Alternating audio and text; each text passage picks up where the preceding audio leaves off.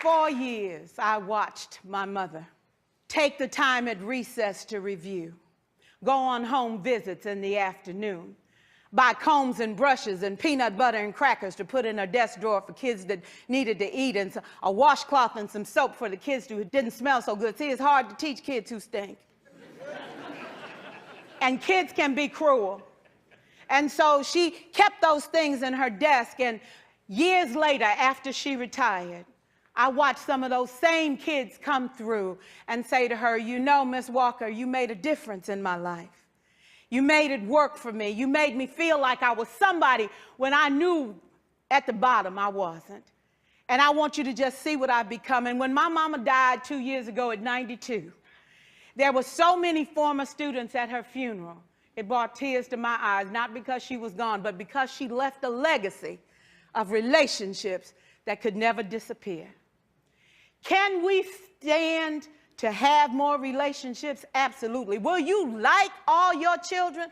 Of course not. And you know your toughest kids are never absent.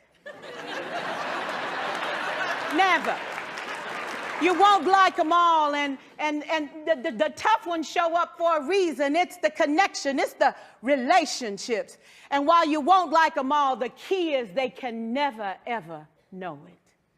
So teachers become great actors and great actresses, and we come to work when we don't feel like it, and we listen to policy that doesn't make sense, and we teach anyway. We teach anyway because that's what we do. Teaching and learning should bring joy.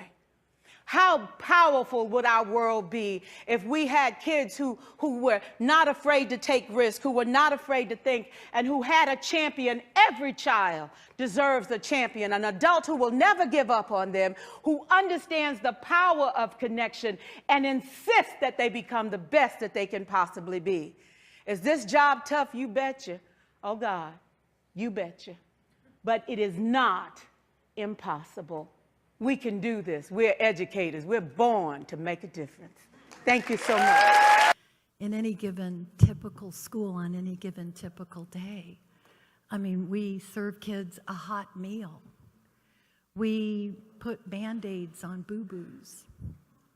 We diversify our curriculum and instruction to meet the personal and individual needs of all of our students, the blind, the hearing impaired, the physically challenged, the gifted and talented, the chronically retarded, and the medically annoying. We make sure that they've had their immunizations, make sure they understand disease control, teach them to resist drugs, alcohol, tobacco. We give career counseling, pregnancy counseling, mental health counseling. We get them on the bus safely. We take them off the bus safely. We provide computer instruction, sex education. We stop bullying, teach them to say, I'm sorry, and mean it. We instill an understanding of civil rights, the political process, challenge racism, foster social tolerance, and appreciation for our cultural and religious diversity. We teach the principles of free enterprise, how to be a good sport. We develop personal responsibility, practice bicycle safety, and check for head lice. We provide bilingual education, teach metrics, how to be a wise consumer, exercise weight control, how to drive a car. We teach the impact of wars, develop collaborative skills, how to tune a violin, how to use reason and evidence to protect the future. We teach them to revere their environment, how to manage their money, how to access information, how to make wise choices, how to balance a checkbook. We teach loyalty to the ideals of a democracy. We build patriotism, good oral hygiene, and respect for the worth and dignity of every individual. We nurture curiosity, encourage a good question, build self-esteem, and then we teach reading, writing, and arithmetic. I mean, you're a teacher, Taylor. Be honest. What do you make? And I wish he hadn't done that. You want to know what I make? I make kids work harder than they ever thought they could. I can make a C+ feel like a Congressional Medal of Honor, and I can make an A- feel like a slap in the face. How dare you waste my time with anything less than your very best? You want to know what I make?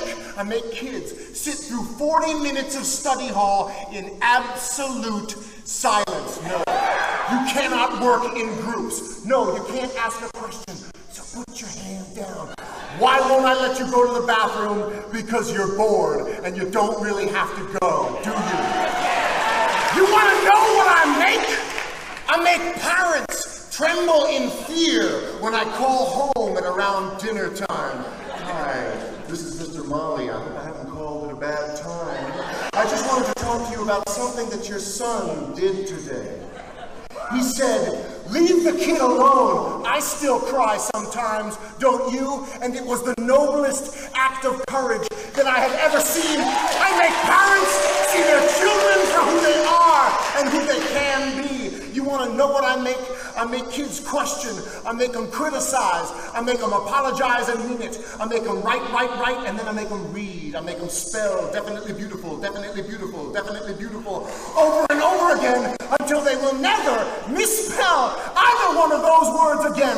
I make them show all their work in math and then hide it on their final drafts in English. I make them realize that if you've got this, then you follow this. And if somebody tries to judge you based on what you make, you give them this. Let me break it down for you. Let me break it down for you so you know what I say is true.